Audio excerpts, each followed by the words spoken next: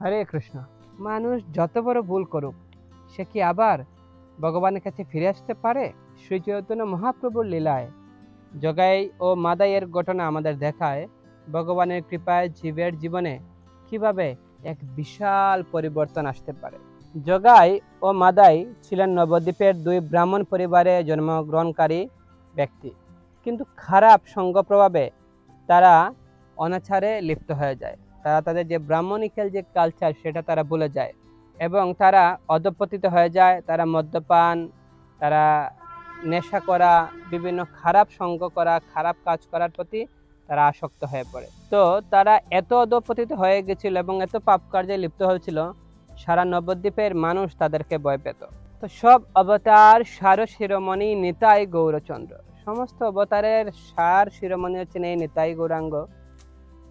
তাই এই বদ্ধ জীবদের উদ্ধার করার জন্য স্বয়ং ভগবান তিনি ভক্ত রূপে এই জগতে এসেছেন। ভক্তাক্কাং নমামি ভক্ত শক্তিকম। যখন ভগবান দেখলেন এই জড়জগতের মানুষকে আর শুধরানো যাচ্ছে না, তারা এত বোকা, তারা তাদের নিজের স্বরূপ ভুলে গিয়েছে, তখন ভগবানকে আর কি করতে হবে? ভগবান তখন স্বয়ং তিনি ভক্ত রূপে এই জগতে তিনি আসলেন আমাদেরকে শিক্ষা দেওয়ার জন্য। তাই শ্রী নিত্যানন্দ প্রভু জগাই ও মাদাইয়ের কাছে গিয়ে তাদের হরিনাম গ্রহণ করার জন্য তিনি অনুরোধ করতেন, সাথে নিয়ে যেতেন হরিদাস ঠাকুরকে। কিন্তু মাদাই তখন নিত্যানন্দ প্রভুর কথা এবং হরিদাস ঠাকুর কথা কোনোভাবে মানতে রাজি হলো না। পরপর যখন কয়েকবার এরকম তাদেরকে বললেন, ভাই একবার হরিনাম বলো, বারবার রিকোয়েস্ট করতে থাকলেন, কিন্তু তাদেরকে দৌড়ে তারা দাওয়া করতে লাগলো।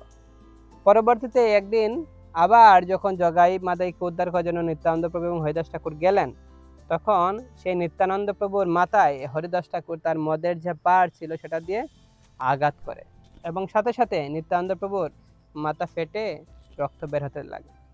তখন হরিদাস ঠাকুর দৌড়ে গিয়ে শ্রী চৈতন্য মহাপ্রভুর কাছে তিনি সেই খবর পৌঁছালেন যে প্রভু, নিত্যানন্দ প্রভুর মাথা ফাটিয়ে দিয়েছে মাদাই। তখন মহাপ্রভু দৌড়ে এখানে আসলেন এবং তিনি এই সংবাদ পেয়ে এখানে এসে সরাসরি দেখে অনেক ক্রোধান্বিত হলেন। তখন শ্রী চৈতন্য মহাপ্রভুর হৃদয়ে তার খুব কষ্ট লাগলো যে আমি যাকে প্রচার করার জন্য পাঠিয়েছি, আমারই মহান ভক্ত, আমারই পার্শ্বদ, সেই নিত্যানন্দ প্রভুকে সে আঘাত করলো। তখন মহাপ্রভু খুব ক্রোধান্বিত হলেন এবং তখন তিনি সুদর্শন সুদর্শন বলে তিনি চিৎকার করতে লাগলেন, অর্থাৎ তার যে সুদর্শন চক্র তাকে আহ্বান করতে লাগলেন মাদাইকে হত্যা করার জন্য। তখন নিত্যানন্দ প্রভু তিনি স্বয়ংকে মহাপ্রভুর চরণে ধরলেন যে হে প্রভু, আপনি কি করছেন? এবে অস্ত্র না ধরিবে, প্রাণে কারো না মারিবে, চিত্ত শুদ্ধি ঘটাইবে সবার। এটাই ছিল আপনার মূল মন্ত্র। তো আপনি কেন হত্যা করবেন? আপনার এই লীলায় আসার একমাত্র উদ্দেশ্য ছিল সবার চিত্ত শুদ্ধি ঘটানো, কাউকে হত্যা করা নয়, কোনো অসুরকে হত্যা করা নয়। তখন মহাপ্রভু শান্ত হলেন, তখন বললেন আমি মাদাইকে ক্ষমা করব না। তখন জগাই এই অবস্থা দেখে মহাপ্রভুর চরণে পতিত হলো। তখন বলেন, ঠিক আছে, তোমাকে ক্ষমা করে দিতে পারি জগাই, কিন্তু এই মাদাইকে আমি ক্ষমা করবো না, কারণ সে আমার ভক্তের গায়ে আঘাত করেছে। তাই ভক্তের গায়ে যদি কেউ আঘাত করে, ভক্তকে কটু কথা বলে, ভগবান কখনো সেটা সহ্য করেন না। কারণ ভগবান বলেছেন ভক্ত আমার থেকে আমার ভক্ত সবচেয়ে বেশি প্রিয়। তখন জগাই বারবার রিকোয়েস্ট করছে মাদাইকে, মাদাই ক্ষমা চা, না হলে উদ্ধার নেই আমাদের। তখন মহাপ্রভু বললেন আমার কাছে এসে ক্ষমা চেয়ে লাভ নেই, যদি সে নিত্যানন্দ প্রভুর কাছে ক্ষমা চায় এবং নিতাই ক্ষমা করে তাহলে আমি তাকে ক্ষমা করতে পারি। তখন মাদাই নিত্যানন্দ প্রভুর চরণে যখন পতিত হলো, ক্ষমা প্রার্থনা করলো, তখন নিত্যানন্দ প্রভু তাকে ক্ষমা করে দিলেন।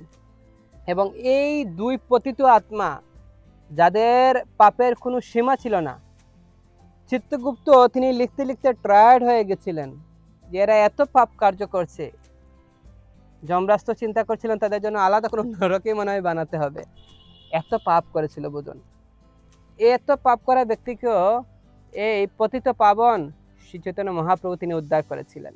তো এখান থেকে আমরা দেখতে পাই, যদি আমরা এই কলিযুগে শ্রীকৃষ্ণ চৈতন্য মহাপ্রভুর পদাঙ্ক অনুসরণ করে আমরা হরিনামে আশ্রয় গ্রহণ করি, তাহলে আমরা যত বড়ই পাপী হই না কেন, আমরা সমস্ত পাপ থেকে মুক্ত হয়ে আমরা ভগবানের চরণে আত্মসমর্পণ করার সুযোগ লাভ করতে পারবো।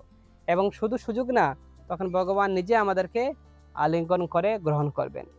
তাই শ্রী চৈতন্য মহাপ্রভুর আন্দোলনের মূল শিক্ষা হলো প্রত্যেক জীবের জন্য কৃষ্ণ প্রেমের দ্বার খোলা আছে। সবাই আসুন, কৃষ্ণ প্রেম গ্রহণ করুন। এটা হচ্ছে শ্রী চৈতন্য মহাপ্রভুর আন্দোলনের মূল অস্ত্র। হরে কৃষ্ণ।